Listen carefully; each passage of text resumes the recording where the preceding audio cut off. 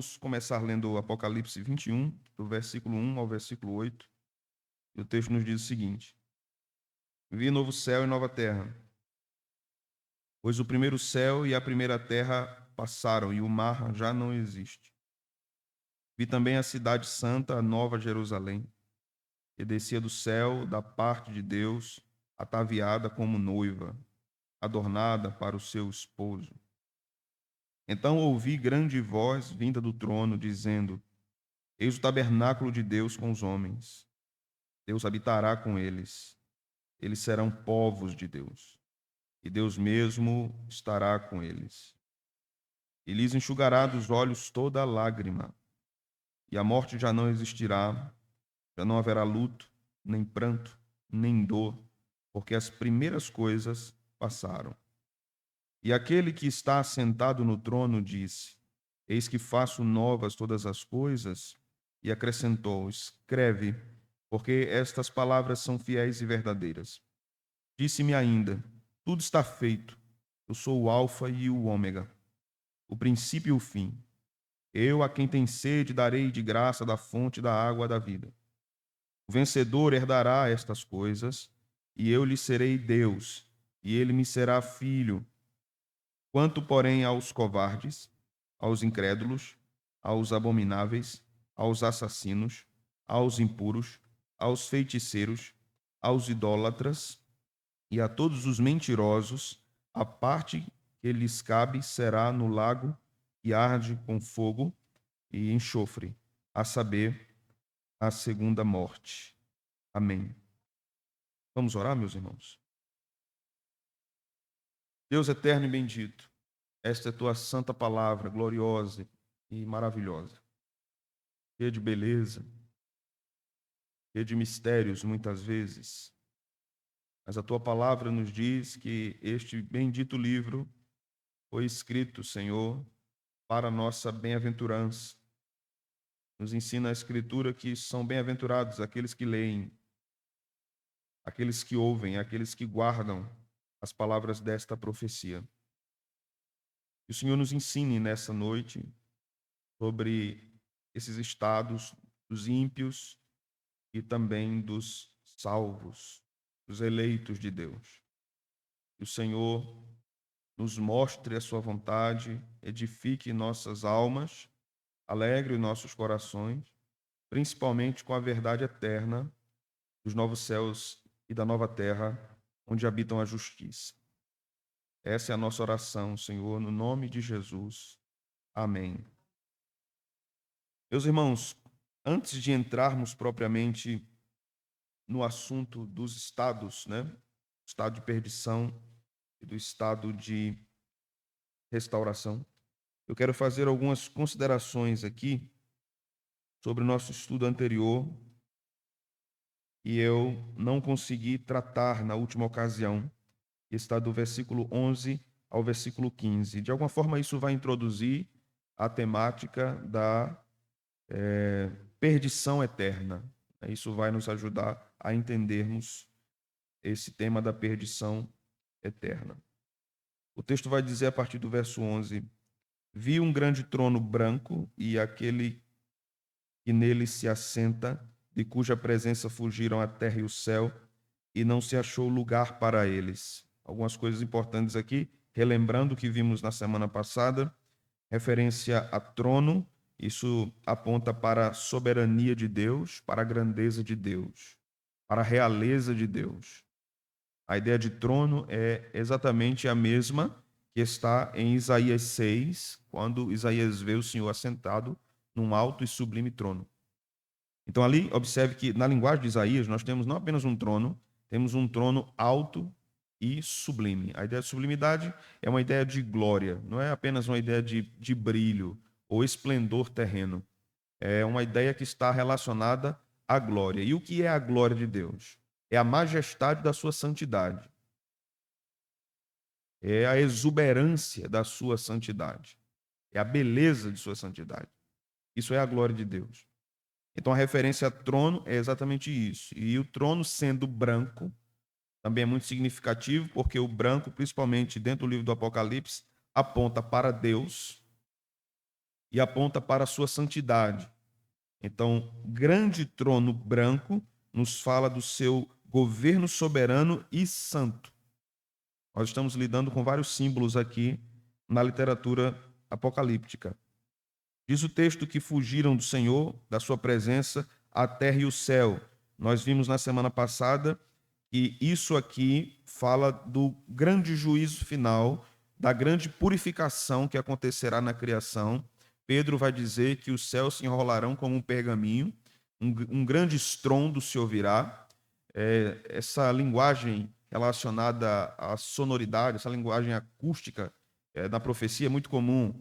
A Escritura vai dizer que uma trombeta soará, ao soar a trombeta, o Senhor chamará os seus santos. Essa é uma figura importante nas Escrituras, porque nos tempos antigos, quando se tocava a trombeta, isso era a ideia de ajuntamento. Nós já vimos isso em Neemias. Quando a trombeta era soada, então o povo tinha que juntar-se. Era essa a ideia. Se nós nos lembrarmos de Mateus 6, a Bíblia vai nos dizer lá que nós devemos ser humildes nas nossas obras e a trombeta não deve tocar a nosso favor, ou seja, quando a gente serve a Deus, as pessoas não devem ser achegadas a nós como se nós tivéssemos glória. Então, eu não posso tocar a trombeta do que eu faço, porque o tocar da trombeta na Escritura tem exatamente esse sentido, de atrair pessoas, de ajuntar pessoas. Então, quando o texto fala aqui que fugiram da presença do Senhor céus e terra, lá em Pedro, segunda epístola, nos diz que um grande estrondo, isso está falando de purificação. A terra será purificada. A terra não será destruída e refeita. Ela será purificada. A obra de redenção também alcançará a criação. Nós vamos ver isso mais à frente, principalmente em Romanos 8. A morte de Cristo, ela tem um efeito salvífico para os eleitos, mas ela também tem um efeito regenerador para a criação. Então, a morte e a ressurreição de Jesus têm efeitos cósmicos. Precisamos entender isso. Onde cosmo aqui estamos falando do universo. Isso não quer dizer que todos serão salvos, mas que Deus salvará os seus eleitos e que Deus alcançará a sua criação com restauração. E Jesus usa a palavra regeneração ou restauração para essa grande obra que ocorrerá também no juízo final. O texto no verso 12 diz que vi também os mortos, os grandes e pequenos. Qual é a ideia aqui de grande e pequeno? Obviamente não se refere à estatura física de ninguém, não é? Grandes e pequenos aqui tem a ver com o grau de importância que os homens tiveram diante dos outros na sociedade. Então, os grandes são os importantes, os pequenos, os mais simples, os mais humildes. Então, a Bíblia diz que todos esses homens, toda a humanidade, independente do grau de importância, é isso que João está dizendo. João não está aqui enaltecendo os mais importantes. Ele está dizendo que, independente de quem a pessoa foi na terra, ela estará diante de Deus no juízo final. Aqui nós temos diferenças, temos preferências. Tiago faz crítica a isso na sua epístola, ao que acontecia dentro da igreja, quando alguns mais ricos tinham preferência ou deferência em relação aos outros. Tiago faz críticas a isso. Aqui, na consumação de todas as coisas, João está mostrando algo muito importante em relação a isso. João está mostrando que, diante de Deus, não existe diferença entre homens e homens. Não há uma importância social diante de Deus. O que importa diante de Deus é que se alguém sirva a ele ou não. A quantidade de dinheiro que aquela pessoa tem na conta, para Deus não importa. Ricos serão salvos e outros serão condenados. Alguns pobres serão salvos, ou muitos. E muitos ou poucos serão condenados. Eles precisam professar Cristo como seu Salvador, porque o seu dinheiro não pode salvá-los. Não pode, né? Então o texto vai dizer que ainda outro livro, o livro da vida foi aberto. O que está registrado no livro da vida são os nomes dos eleitos. Diz o texto que e os mortos foram julgados segundo as suas obras, conforme se achava escrito nos livros. Então há uma referência ao livro da vida e a outros livros. Então o texto é muito claro qual é o conteúdo desses outros livros. As obras que os homens fizeram. Alguns vão chamar de livro das obras, mas aqui fala livros, né? Então tudo que os homens fizeram está registrado diante de Deus. Então diz o verso 13 que o mar deu os mortos que nele estava, a morte e o além entregaram os mortos que neles havia e foram julgados um por um, segundo as suas obras.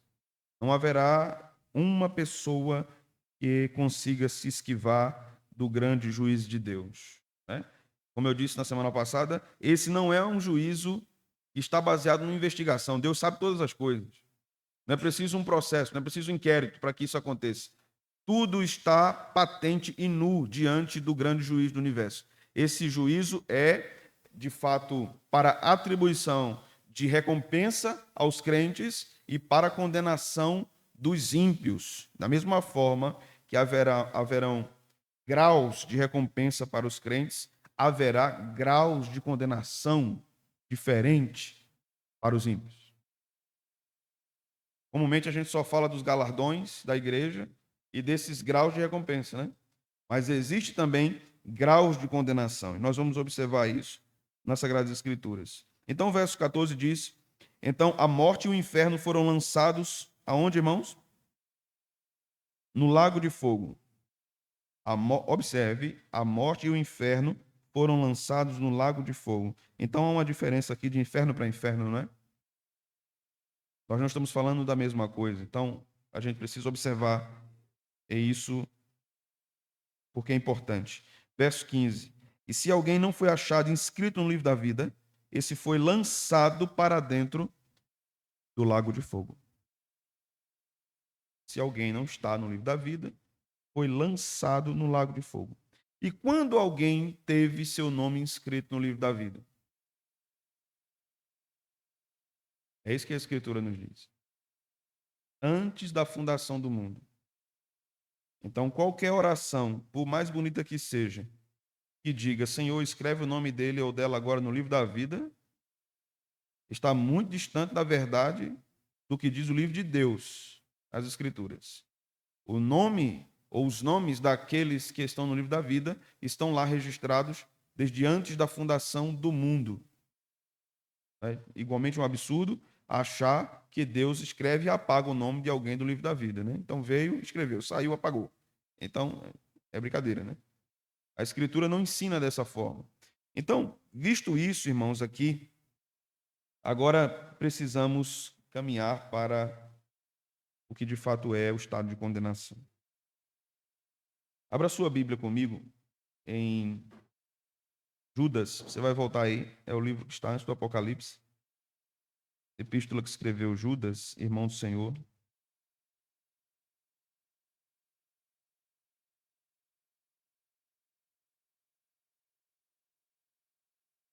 Versículo de número 7 e versículo de número 13.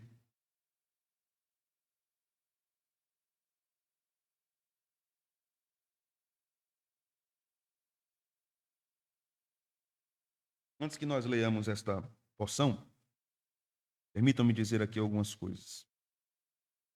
Há desafios dentro do campo teológico, desafios que não deveriam existir, mas existem, quanto ao destino daqueles que morrem sem professar fé em Cristo Jesus. Há uma ala chamada universalista que vai dizer que ao final todos serão salvos, serão absolvidos. Deus não condenará ninguém, porque Deus é bondoso, porque Deus é amor. Então, no final, todos absolutamente serão salvos e Jesus morreu para salvar todos os homens, indistintamente, independente da sua resposta a Deus, né? E temos uma outra ala, que é conhecida como aniquilacionistas. Eles dizem que haverá condenação, mas não eterna. Os ímpios serão condenados, então eles serão destruídos. Eles não sofrerão eternamente. Esta é a posição oficial dos adventistas do sétimo dia, das testemunhas de Jeová e de alguns evangélicos, de igrejas históricas. O universalismo está muito ligado ao liberalismo teológico, que é bem ecumênico. Então, a ideia é que todos, independente também de qualquer religião, serão salvos. Que não é a religião quem salva, é Deus quem salva. Então, no final, Deus salvará a todos, porque Deus é um Pai amoroso e Ele é Pai de todo ser humano, né?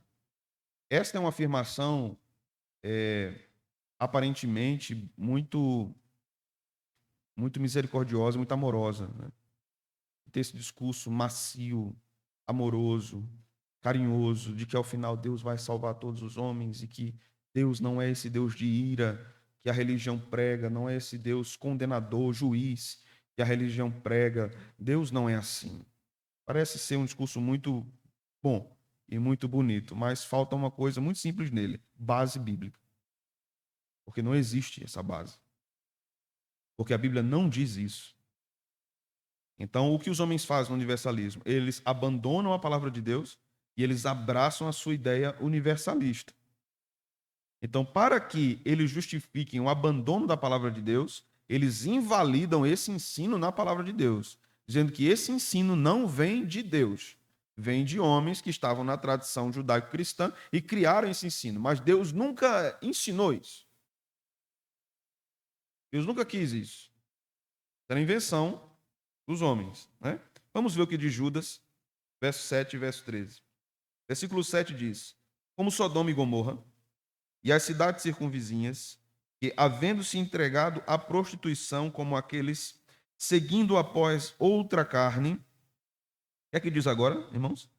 São postas para exemplo, sofrendo. Quanto tempo durará o fogo da condenação? Eternamente. Veja que Judas faz uma referência muito interessante a Sodoma e Gomorra. E como Deus destruiu Sodoma e Gomorra? Com fogo. E agora, por quê? Porque ali o fogo foi físico, Sodoma e Gomorra, foi material, Deus realmente queimou, e até hoje há evidências disso no solo onde era Sodoma e Gomorra. Há evidências históricas, arqueológicas, ainda hoje, que aquele solo foi queimado. E é profunda essa evidência, né, no solo daquela região. Veja o verso 13. Ondas bravias do mar que espumam as suas próprias sujidades, estrelas errantes para as quais tem sido guardada a negridão das trevas. Durante quanto tempo? Para sempre. Então, aqueles que afirmam que não há evidência bíblica para dizer que a condenação no lago de fogo não existirá, aqui está uma delas. Há uma diferença entre Hades, palavra grega, que no Antigo Testamento é Sheol. A tradução de Sheol para o Novo Testamento é Hades. Essas palavras são usadas concernentes ao inferno para o lugar intermediário. Nós estudamos isso. Então, é aquele lugar para onde o ímpio vai, aguardando a sua ressurreição. Ainda não é o lago de fogo. Ele está aguardando o julgamento final. Já há sofrimento ali. Já há perdição ali, porque não tem como sair de lá. Né? Não tem como sair de lá. E não tem outro lugar que anteceda isso, como uma espécie de purgatório. Não é? Um pastor brasileiro esses dias disse uma coisa interessante. Ele disse que era muito difícil ser católico romano. E é verdade. Porque você trabalha a vida toda fazendo penitência, tentando usufruir dos sacramentos. Quando você morre, você ainda vai para o purgatório, esperando que o povo fique rezando por você, pagando missa, para ver se você sai de lá. É muito difícil. É admirável a crença nessa inverdade. E o purgatório invalida a obra de Cristo absolutamente. A doutrina do purgatório diz que o sacrifício de Cristo não foi suficiente para salvar pecadores. Isso é uma blasfêmia contra Deus. Purgatório é uma blasfêmia terrível contra Deus.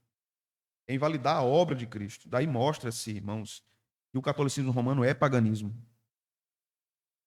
Não temos uma religião cristã no catolicismo romano. Nós temos paganismo. Não há possibilidade de acharmos que é uma denominação cristã. Não é. É paganismo. Porque somente essa doutrina, não tem só essa que é problemática, mas somente essa doutrina já invalida todo o esquema católico romano como cristianismo. Eu poderia citar uma outra, tendo o Papa como cabeça da igreja, como vigário de Cristo, ou substituto de Cristo. Não tem substituto de Cristo. Cristo é o único que governa sozinho e absolutamente sozinho. Ele é o soberano dos reis da terra. É isso que diz a Escritura. E dizer-se que o Papa na cátedra é infalível é outro absurdo terrível diante das Escrituras. Diga-se de passagem, o que está acontecendo agora no grande debate dentro de Roma sobre a resolução e a fala do Papa Francisco em relação à bênção a casais homoafetivos. A grande ala conservadora da igreja está contra o Papa, dizendo que não se deve guardar o que o Papa disse. Então nós temos ali já um conflito interno. E onde está então a inerrância do sumo pontífice de Roma? Nós precisamos observar o que a Bíblia diz em todos os termos, em todos os assuntos. Se qualquer denominação, qualquer religião, qualquer manifestação de ensino religioso não está em conformidade com as Escrituras, nós abandonamos a prática. E não temos que nos lamentar porque abandonamos. Nós simplesmente dizemos, não é isso que Deus disse, não é isso que Deus quer, e afirmamos, só a Escritura. Somente as Escrituras é o que nós precisamos. Isso é a fé reformada. Isso é o protestantismo. O protestantismo é o resgate de termos apenas as Escrituras sagradas. Quando nós observamos esse texto, já vemos que ele afirma a punição eterna dos perdidos. Então não há possibilidade de sair de um lugar e ir para outro. Não há um termo médio entre inferno e paraíso. Não há purgatório no meio. Alguém morre, se morre com Cristo, paraíso. Se alguém morre sem Cristo, inferno. Se alguém vai para o inferno, após o juízo final, lago de fogo. Lago de fogo. E não tem como sair de lá. Eu acho engraçado alguns ímpios, não todos, tem muitos ímpios que são muito respeitosos com a religião, mas alguns dizem, até zombando do evangelho, mas Deus não é tão bom. Quando eu morrer, ele me leva para o céu. É engraçado que esses ímpios passam toda a sua vida blasfemando de Deus, vivendo como se Deus não existisse, fazendo chacota dos ensinos das Escrituras, e no final eles querem ser salvos pela bondade de Deus, que na verdade eles rejeitaram, porque a manifestação da bondade de Deus a eles é Cristo. Vamos lá para Mateus, capítulo de número 25.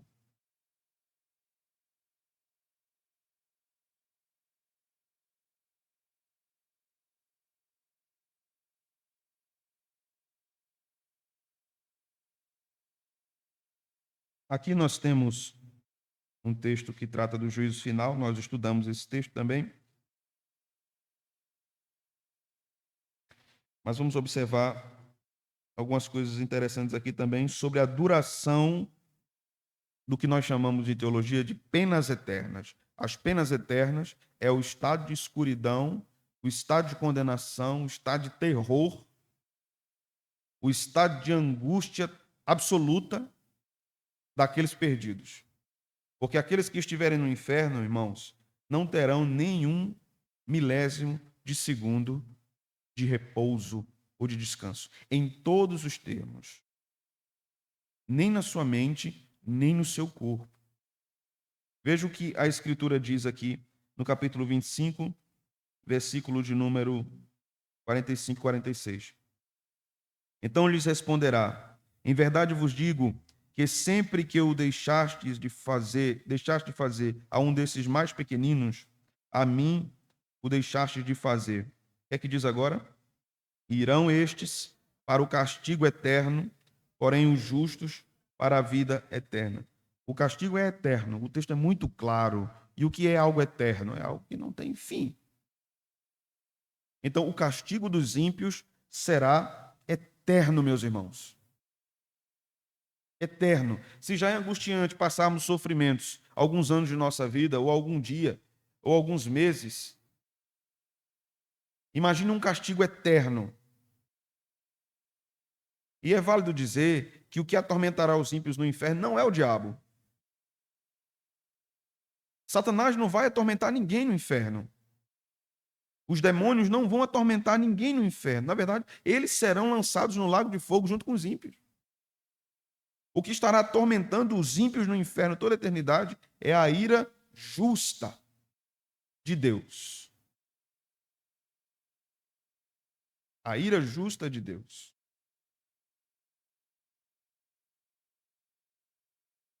Para que a gente entenda um pouco do que os ímpios sentirão no inferno, a Bíblia não fala muito sobre isso, mas fala algumas coisas. Mas, em primeiro lugar, meus irmãos, no inferno se terá a ausência total do favor divino em todos os sentidos. Isso inclui misericórdia e paciência, bondade, ausência total de qualquer favor divino.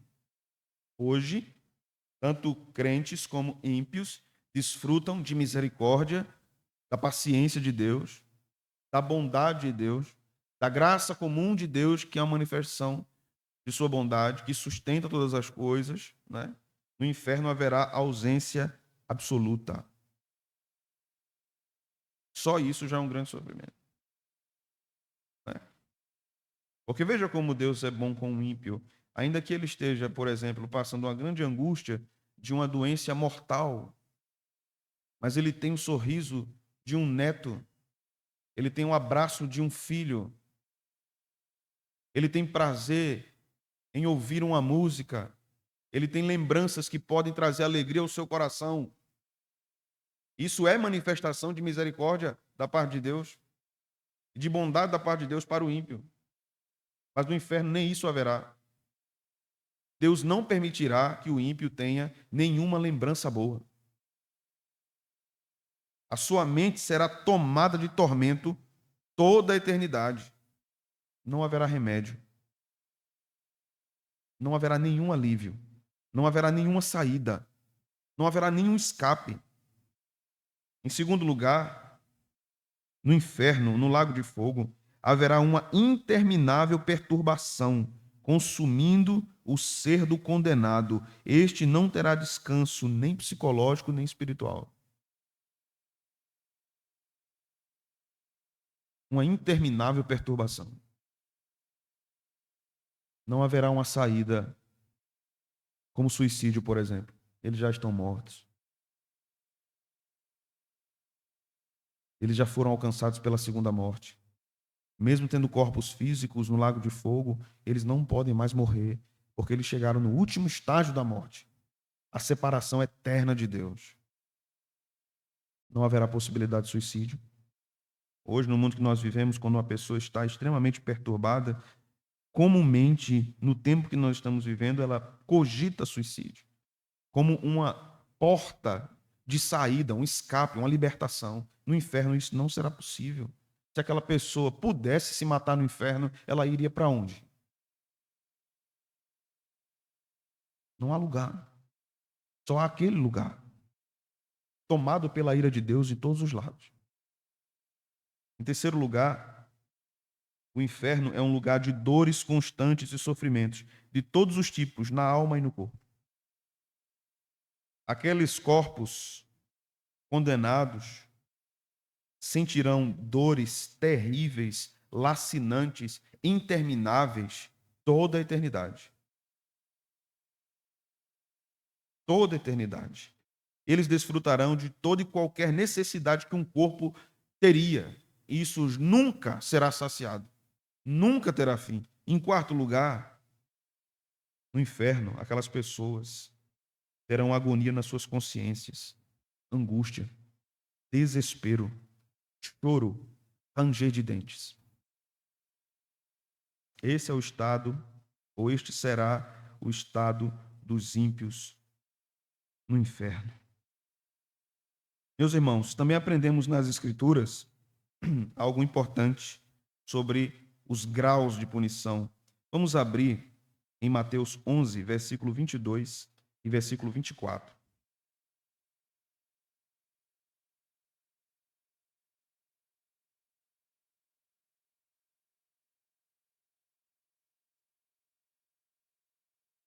Mateus 11,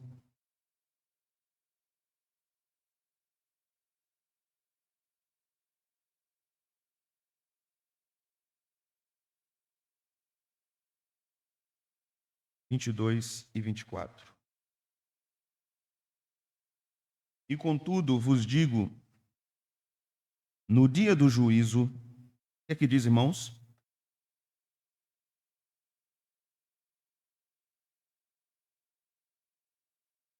Veja o 24. Digo-vos, porém, que menor ou menos rigor haverá no dia do juízo para com a terra de Sodoma do que para contigo. Percebe que a diferença de condenação? De graus de condenação? Uns sofrerão muito mais. Todo sofrimento, por menor que seja no inferno, é terrível. Mas uns sofrerão muito mais. Você já viu uma pessoa sofrendo de pânico porque ela vê espíritos? Ou você já viu uma pessoa endemoniada?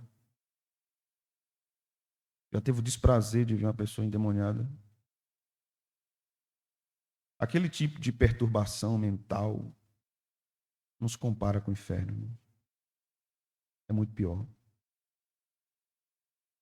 Então a Escritura está nos dizendo aqui que uns sofrerão mais do que os outros. Não há nada que um ímpio faça aqui de mal e passe pelo juízo divino. Deus vai julgar absolutamente tudo. Tudo. Todas as desonestidades, todos os roubos, todos os adultérios, todas as mentiras, todas as maldades, todas as injúrias, todos os falsos testemunhos, todas as cobiças, todos os assassinatos, toda a corrupção política, toda a falcatrua, todo esquema de máfia, de tráfico, todo esquema de tráfico de crianças, tráfico de mulheres, tráfico de órgãos, tudo isso será julgado por Deus e nada passará. Está tudo nu e patente diante dos olhos daquele que vai julgar todas as coisas e todos os homens. Os homens fazem as coisas aqui e às vezes conseguem se esquivar da justiça dos homens, mas ninguém consegue fugir da justiça de Deus. Vamos ler Lucas 12, versos 47 e 48.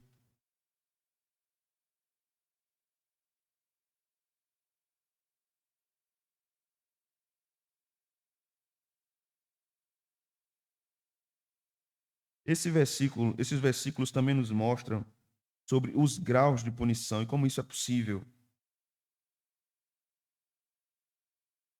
Veja, Lucas 12, 47 e 48.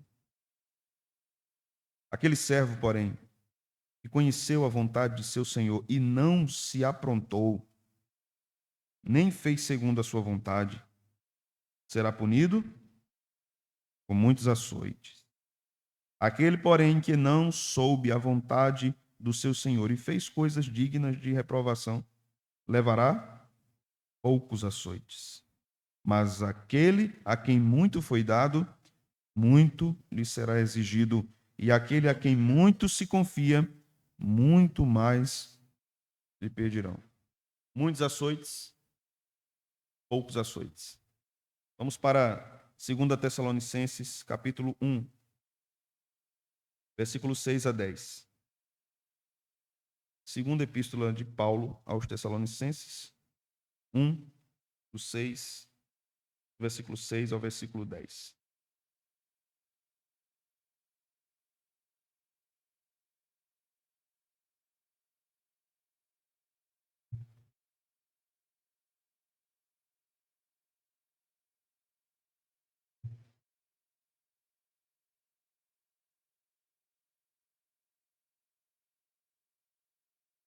texto diz: se de fato é justo para com Deus, e aquele que dê em paga tribulação aos que vos atribulam. Entende isso? A igreja de Tessalônica estava debaixo de perseguição e tribulação. Desde a primeira epístola, Paulo fala sobre isso. Então, Paulo está dizendo aqui que Deus dará tribulação àqueles que trouxeram tribulação à igreja. Verso 7. E a vós outros que sois atribulados, alívio juntamente conosco, quando do céu se manifestar o Senhor Jesus com os anjos do seu poder, em chama de fogo, tomando vingança contra os que não conhecem a Deus e contra os que não obedecem ao evangelho de nosso Senhor Jesus.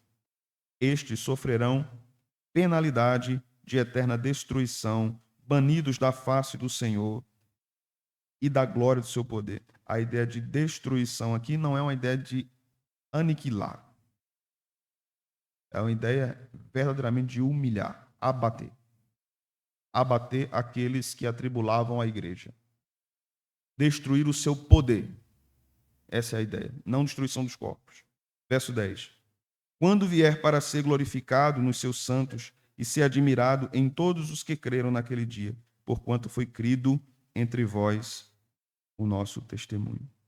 Observe o contraste que Paulo faz entre o que acontecerá com o ímpio e aquilo que acontecerá com o crente. No Salmo 32, não precisa você abrir, mas no Salmo 32, verso 10, a parte A, diz o seguinte sobre os ímpios: muitos são os sofrimentos do ímpio, ou que o ímpio vai curtir o sofrimento no inferno. É um sofrimento, repito, eterno, infindável, inigualável. Isso é terrível, irmãos. Isso precisa ser novamente pregado nos nossos púlpitos. O inferno precisa ser pregado nos nossos púlpitos. Não apenas para aterrorizar o ímpio e fazer com que ele converta-se numa conversão psicológica por medo do inferno, mas para demonstrar a verdade. E não só ao ímpio, ao crente, porque quando nós vamos estudando sobre o inferno, nós vamos aprendendo do que o Senhor nos livrou. O ensino sobre o inferno não é apenas para o ímpio. A gente corre o risco de, quando a gente está estudando sobre o inferno, como a gente está fazendo agora, a gente só ficar pensando nas pessoas que nós amamos que são ímpias. Claro, nós vamos pensar, é óbvio. Mas nós devemos pensar também de onde o Senhor nos livrou. Porque Paulo vai dizer, ele, Deus, nos livrou da ira vindoura. Abra sua Bíblia comigo em Apocalipse 14, do versículo 8 ao versículo 11. Só para a gente fechar a questão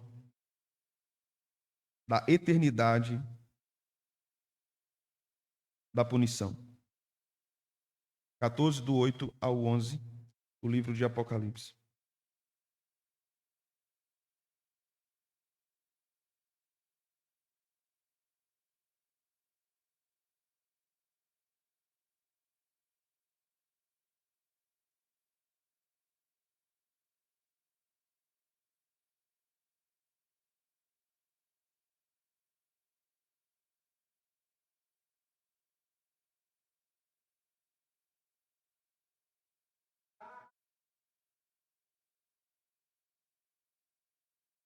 Exato, exatamente.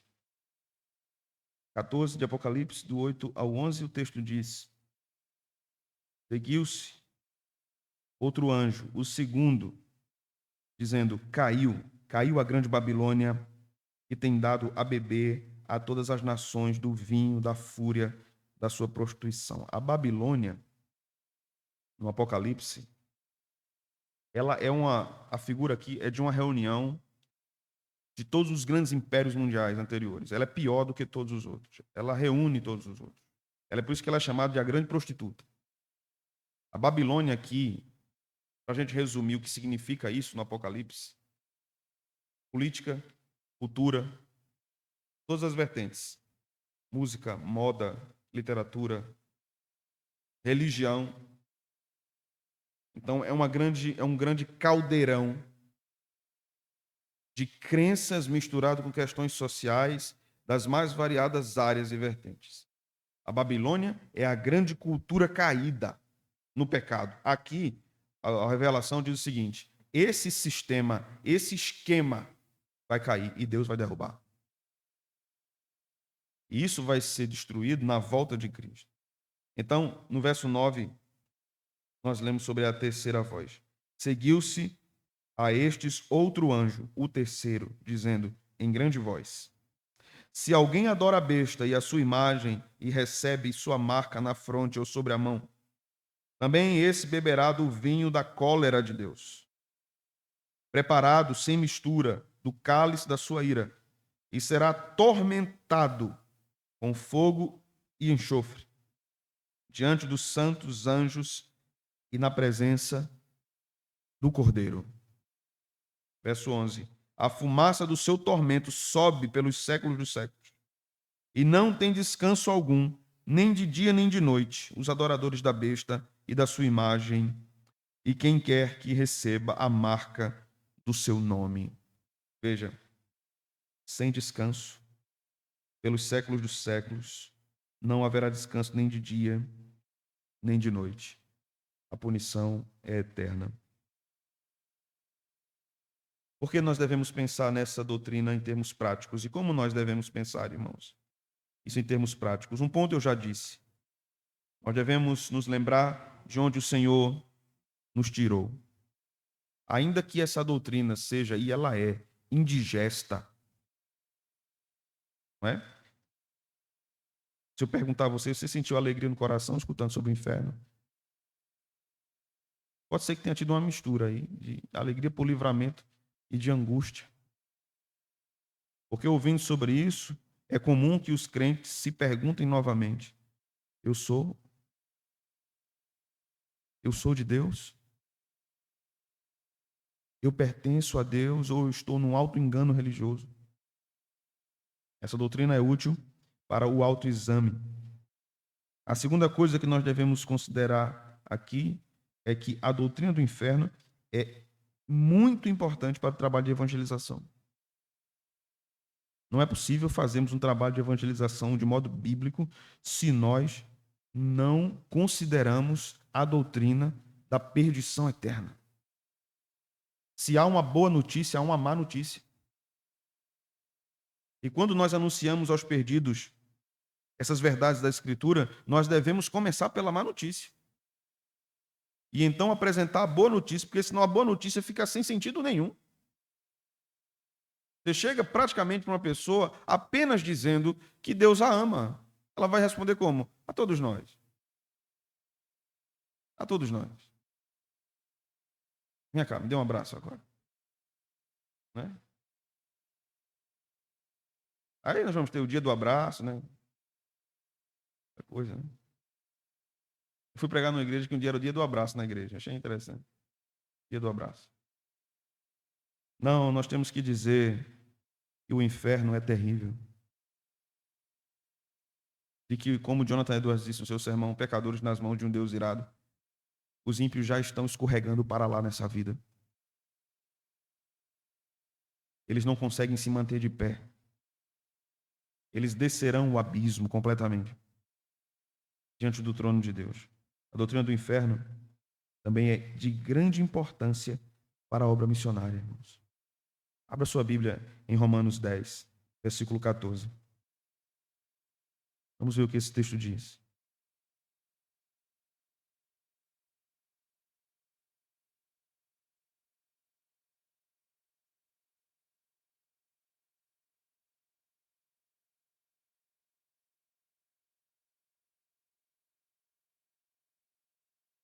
Dez e 14.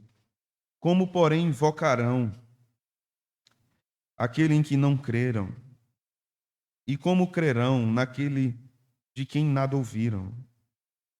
E como ouvirão se não há quem pregue? O verso 15. E como pregarão se não forem enviados? Como está escrito, quão formosos são os pés dos que anunciam coisas boas ou boas novas. Ao contrário das acusações caluniosas que ouvimos, que calvinistas não evangelizam, nós evangelizamos. E se nós pudermos um dia fazer aqui na igreja, eu acho que era suficiente uma noite, uma investigação muito breve de quem foram os grandes líderes dos maiores movimentos missionários modernos. Quem foram esses homens? Todos eles calvinistas. Não estou falando de um isolado, estou falando de líderes de movimentos. Líderes de movimentos. Quem foram os grandes pregadores dos grandes tempos de avivamento? Eles eram reformados, com exceção de John Wesley, mas nós tínhamos naquele tempo Whitefield, nós tínhamos Jonathan Edwards, mais tarde tínhamos Charles Spurgeon, e nós tínhamos infinidade de nomes que foram usados por Deus para avançar com o ensino do Evangelho. Meus irmãos, vamos agora para a parte boa, para a parte da consolação, né? Até eu preparando o estudo, eu disse, meu Deus, eu tenho que terminar essa parte do inferno que nem eu estou aguentando. Ajude teu povo, Senhor, a suportar. Vamos voltar para Apocalipse 21.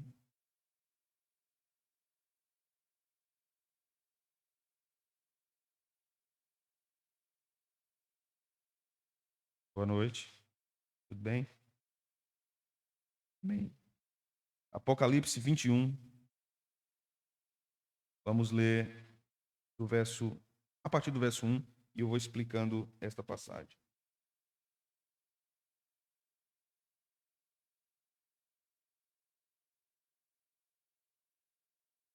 A Bíblia vai nos dizer aqui mais uma vez: vi novo céu e nova terra, pois o primeiro céu e a primeira terra passaram e o mar já não existe.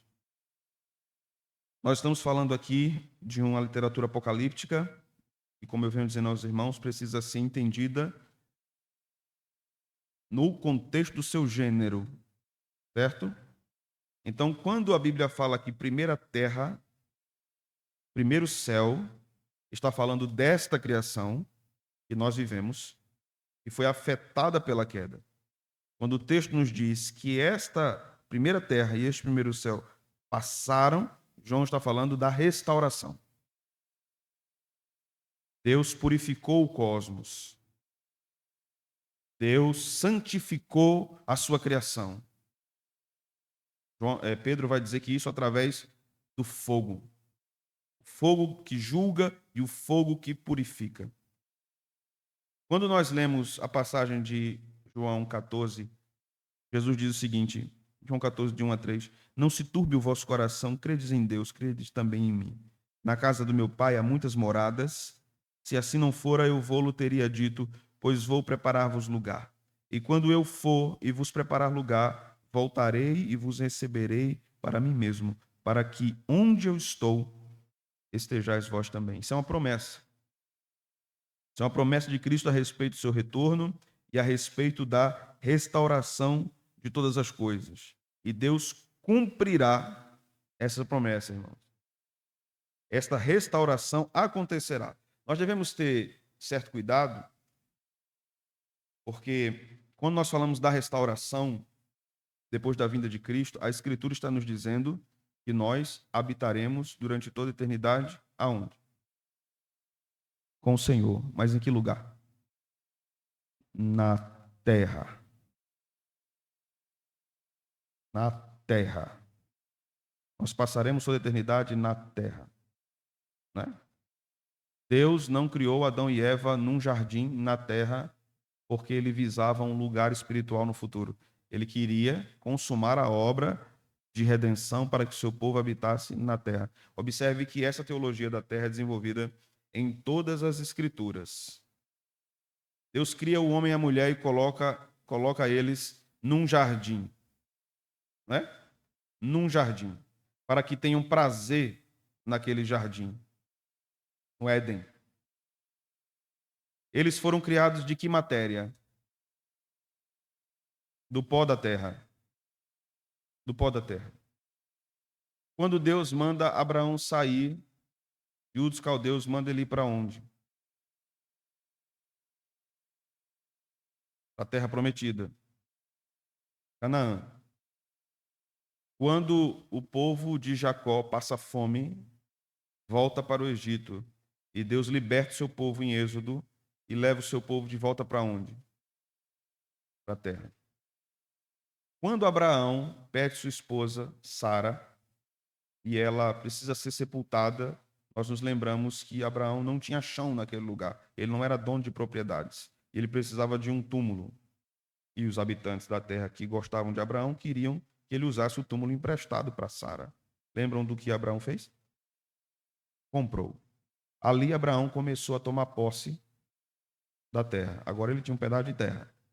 Não era tudo o que Deus tinha prometido, mas ele tinha. Quando nós observamos toda a luta do povo de Deus, quando desobedecia ao seu Deus, e Deus tirava o seu povo da terra, como aconteceu no livro de Daniel, e o povo se arrependia, e o tempo da profecia se cumpria, e o povo voltava de novo para onde? Para a terra de Israel. Nós vamos ver essa dinâmica, Deus, povo e terra, durante todas as Escrituras. Todas as Escrituras. Até que quando chegamos em Isaías 65 e 66, nós vamos ler novos céus e nova terra. Quando chegamos em Apocalipse 21 e 22, novos céus e nova terra. Deus vai trabalhando e maturando esse ensino de que o seu povo estaria na terra durante toda a eternidade, desde o Antigo Testamento. Onde pisar a planta do teu pé, né? Não tem nada a ver com teologia da prosperidade. Tem a ver com a promessa de Deus do seu povo herdar a terra. Se Deus quisesse que o seu povo fosse só almas, ele não tinha criado Adão e Eva com corpos. Ele não se preocuparia com ressurreição. Nós somos seres integrais, corpo e alma, material e imaterial. Então, quando nós olhamos para tudo isso, nós devemos observar que a lógica bíblica é que nós passaremos toda a nossa eternidade na terra, numa terra restaurada. Quando nós olhamos aqui para Apocalipse 21, nós já começamos a observar isso, que o primeiro céu e a primeira terra já passaram. Eu vou explicar aqui até o final, até o versículo de número 7, mas eu preciso ler com vocês um outro texto, que ele é muito importante no Novo Testamento sobre isso, que é 1 João, capítulo 3, versículo de 1 a 3. Eu peço que os irmãos abram as escrituras comigo nesta passagem.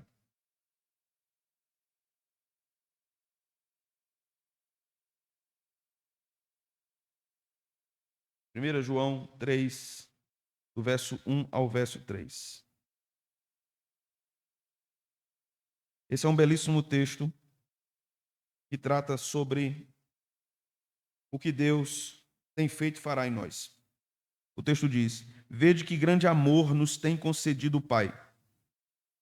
Serve a ligação do amor com a paternidade de Deus. Isso é muito significativo. A ponto de sermos chamados filhos de Deus. E de fato somos filhos de Deus. Por essa razão, o mundo não nos conhece, porquanto não conheceu a Ele mesmo. Amados, agora somos filhos de Deus, e ainda não se manifestou o que haveremos de ser. Sabemos que quando Ele se manifestar, seremos como, irmãos? Não apenas corpos ressuscitados, irmãos, semelhantes a Cristo. A glória dos nossos corpos se assemelha com a glória do corpo glorificado de Cristo. Semelhantes a Ele, porque haveremos de vê-lo como Ele é. A nossa visão a respeito de quem é Cristo será precisa. Precisa. O veremos como Ele é. Esta é a maior recompensa do cristão. Não é? É a maior recompensa do cristão. Verso 3. E a si mesmo se purifica todo o que nele tem essa esperança, assim como ele é puro. E tem essa esperança de vê-lo, deseja parecer-se com ele. Deseja parecer-se com ele. Vamos para Apocalipse?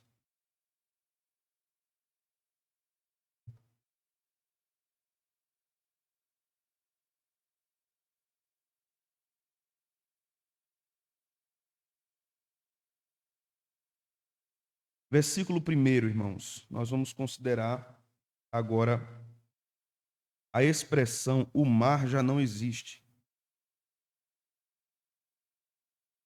Esta expressão é muito interessante aqui, porque ela segue a sentença: o primeiro céu e a primeira terra passaram e o mar já não existe. O que é que os irmãos entendem com isso?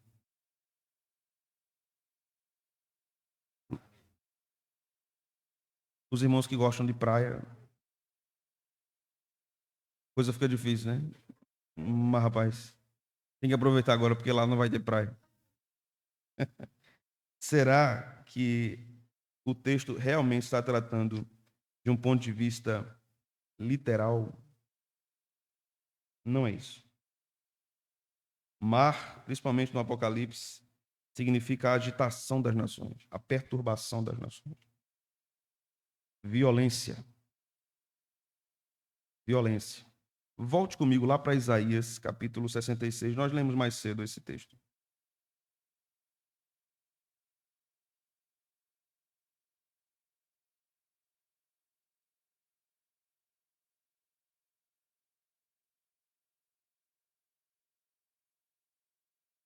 Veja o verso 12.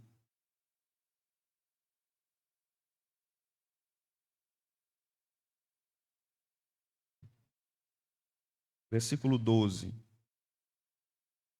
Isaías 66, 12.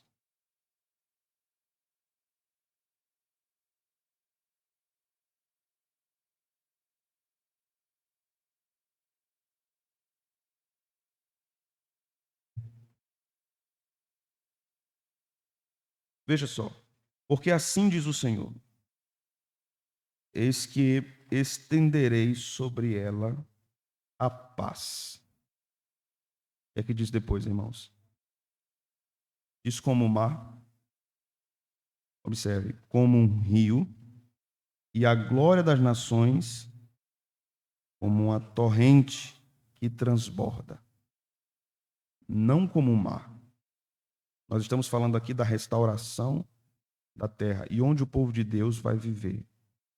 Então, sempre que a Bíblia fala de paz para o povo de Deus, isso nunca está relacionado a mar. Sempre está relacionado a rio, ribeiro, torrente. Agora nós vamos abrir lá em Apocalipse 13.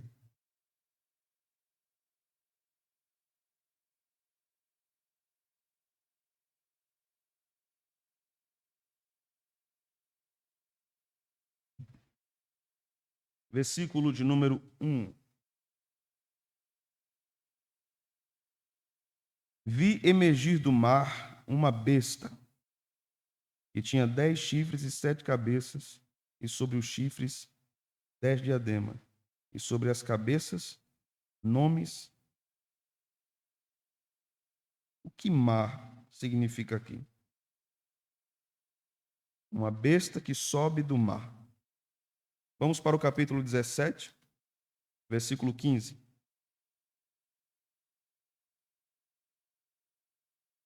Vamos ler o versículo 15, capítulo 17.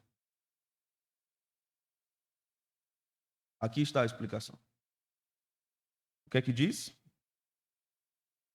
Falou-me ainda: as águas que viste, onde a meretriz está assentada, são povos, multidões, nações e línguas.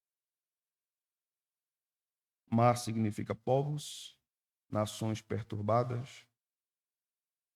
Esse é o símbolo de mar nas Escrituras, no livro do Apocalipse. Então, a referência à não existência do mar é uma referência a não mais perturbação nas nações. Veja o que o texto vai dizer aqui no verso 3.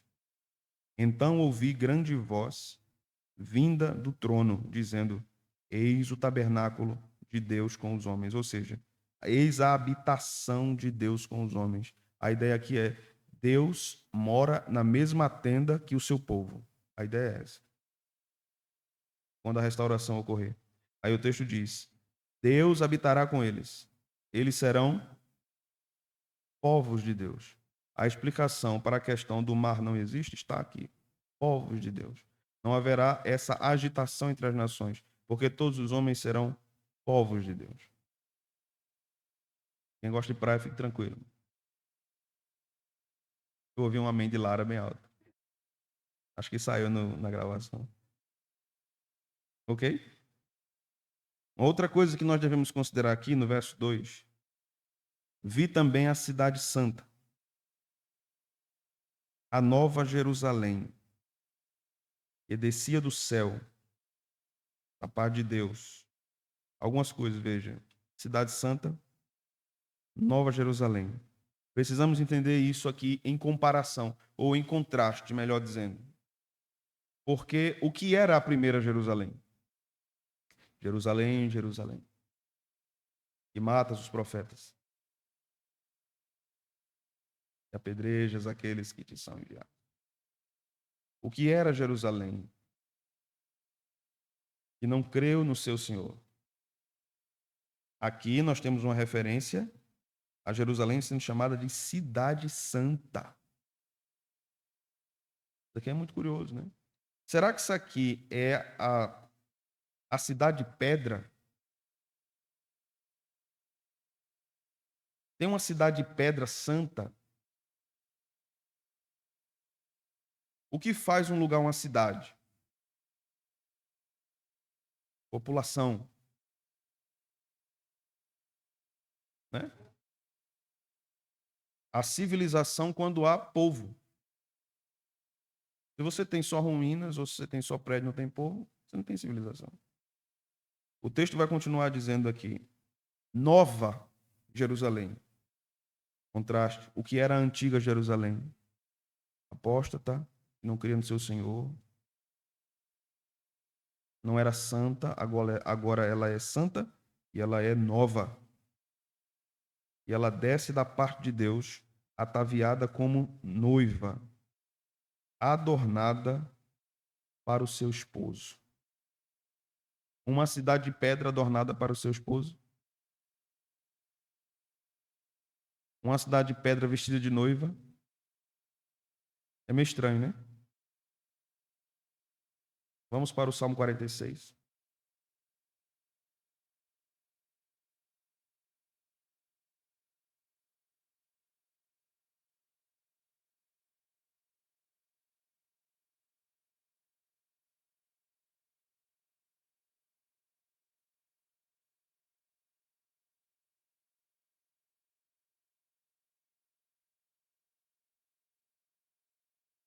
Versículo 4.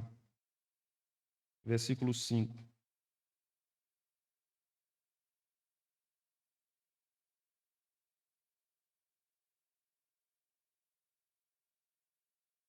Há um rio, diz há um mar? Não. Há um rio cujas correntes alegram a cidade de Deus. O santuário das moradas do Altíssimo. Onde Deus mora? Em templos de pedra?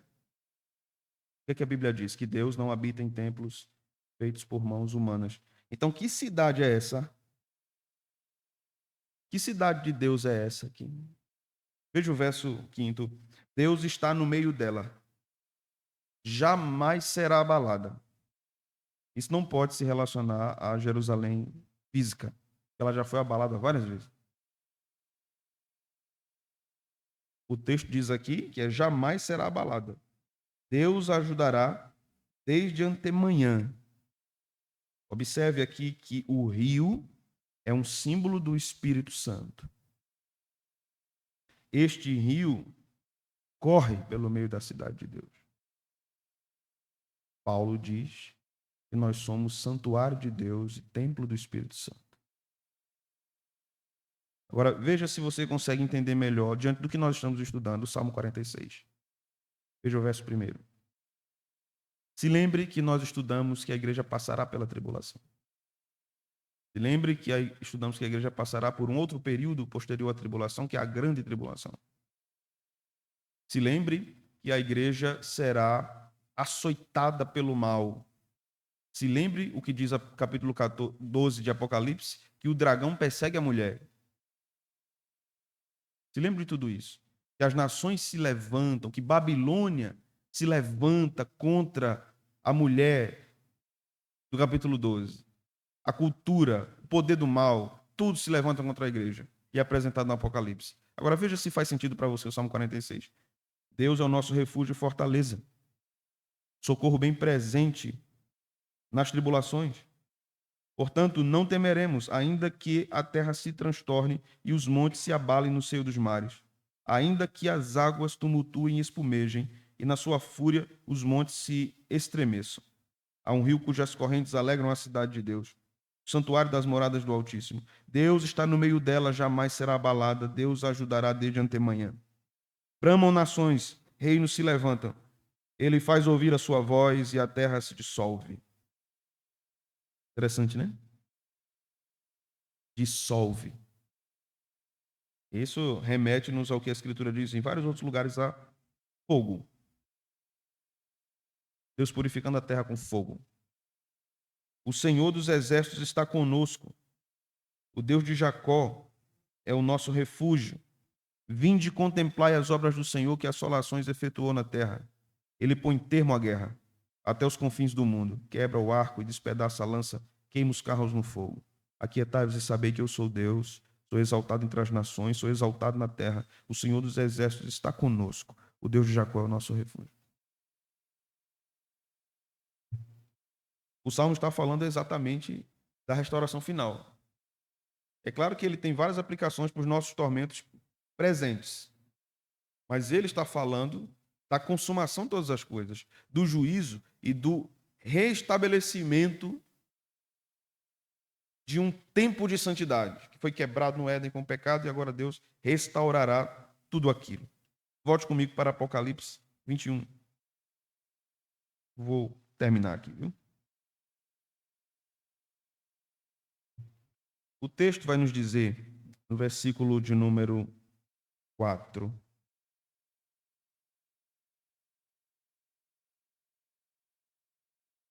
e lhes enxugará dos olhos toda lágrima. Quer dizer isso, irmãos? Quer dizer que toda a tristeza será banida do novo céu e da nova terra. E não haverá mais motivo nenhum para nos entristecermos. Tudo ficou para trás. O texto continua dizendo: a morte já não existirá, já não haverá luto, nem pranto, nem dor, porque as primeiras coisas passaram. Isso são as primeiras coisas. O que estamos vivendo hoje em condição pecaminosa.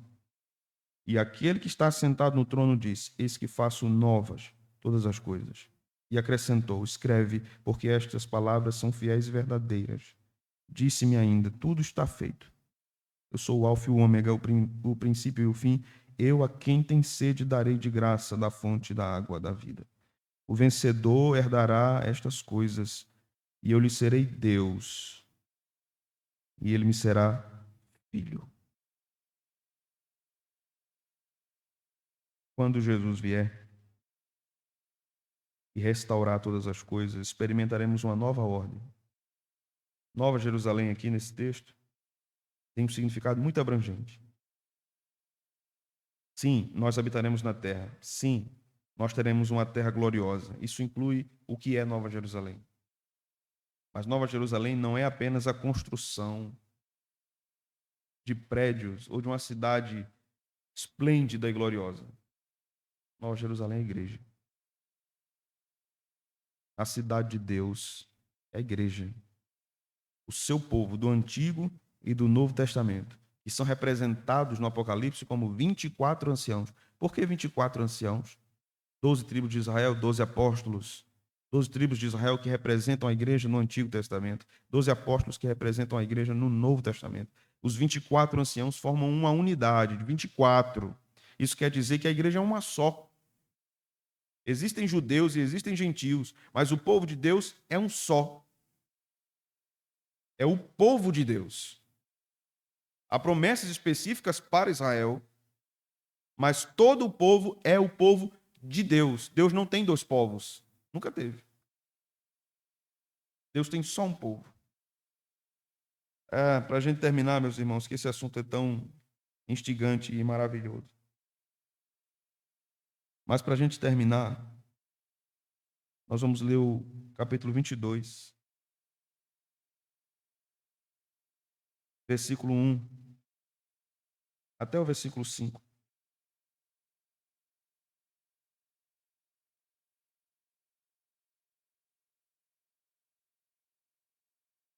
Antes de eu ler aqui com vocês, eu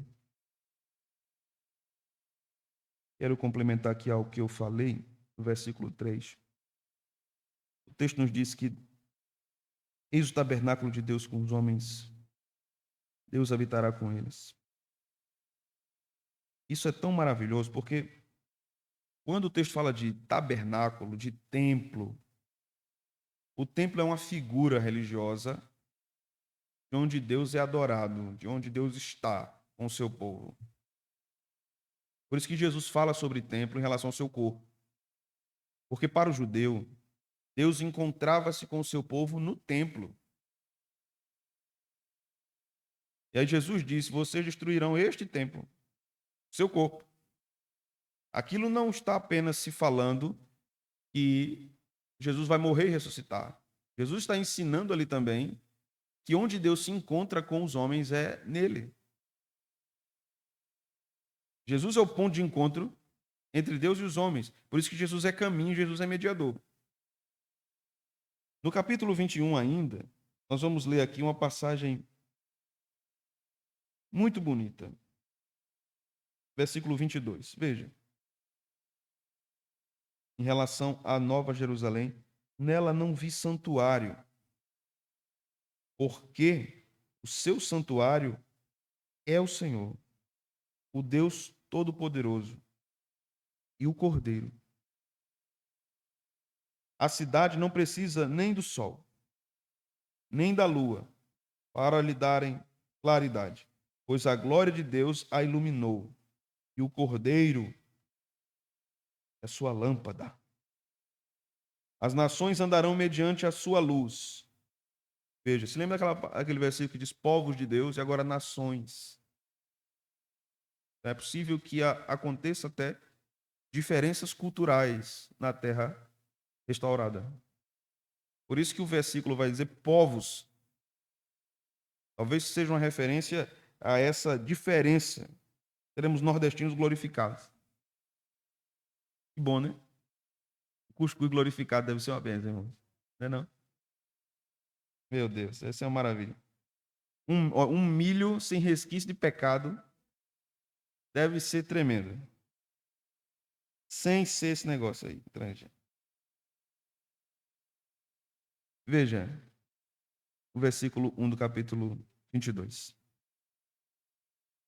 Então me mostrou o rio da água da vida, brilhante como cristal, que sai do trono de Deus e do Cordeiro. No meio da sua praça, de uma e outra margem do rio, está a árvore da vida, aquela árvore que sumiu. E nunca mais falou nela depois do Gênesis, né?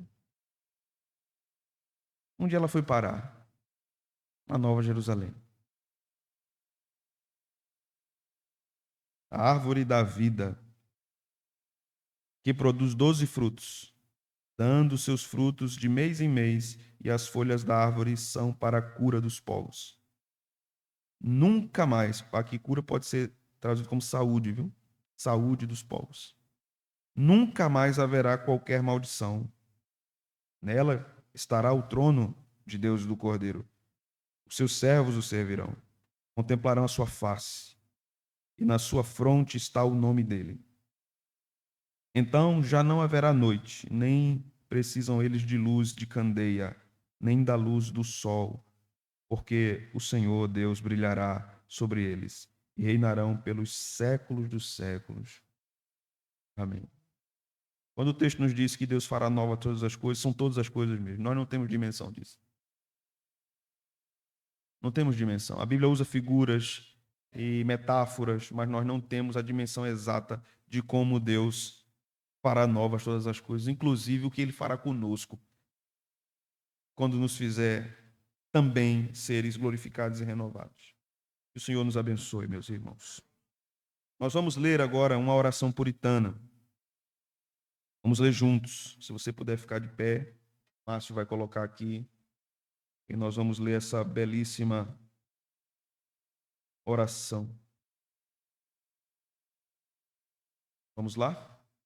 Ó Senhor, em oração eu lanço-me além, no mundo eterno, e neste grande oceano minha alma triunfa sobre todos os males, às margens da mortalidade. O tempo, com seus divertimentos alegres e decepções cruéis, nunca parecem tão irrefletidos quanto nessa ocasião. Em oração, vejo-me como nada. Encontro o meu coração buscando-te com intensidade e anelo, com sede veemente de viver para ti. Benditos sejam os fortes ventos do Espírito que me apressam em meu caminho para a nova Jerusalém. Em oração, todas as coisas aqui abaixo desaparecem e nada parece importante, senão a santidade de coração e a salvação dos outros. Em oração, todas as minhas preocupações seculares, medos, angústias desaparecem e são de tão pouca importância como um sopro. Em oração, minha alma exulta interiormente com pensamentos vivificados com o que tu estás fazendo pela tua igreja. E eu anseio que tu obtenhas um grandioso nome na parte dos pecadores que voltam a Sião. Em oração, eu sou erguido acima das carrancas e lisonjas da vida e saboreio as alegrias celestes. Entrando no mundo eterno, eu posso entregar-me a ti com todo o meu coração para ser teu para sempre. Em oração, eu posso colocar todas as minhas preocupações em tuas mãos, estar inteiramente à tua disposição, não tendo nenhuma vontade ou interesse próprio. Em oração, eu posso interceder pelos meus amigos, ministros, pecadores, pela igreja, teu reino vindouro, com maior liberdade, com esperanças ardentes, como um filho ao seu pai, como alguém que ama o seu amado. Ajuda-me a estar sempre em oração e nunca cessar de orar. Em nome do Senhor Jesus. Amém. Assim seja. Que o Senhor nos abençoe e que essa esperança, meus irmãos, da nova terra, encha o nosso coração de alegria para sempre. Amém. Deus abençoe os irmãos. Sigam em paz. Próximo domingo, escola dominical, 9h30 da manhã.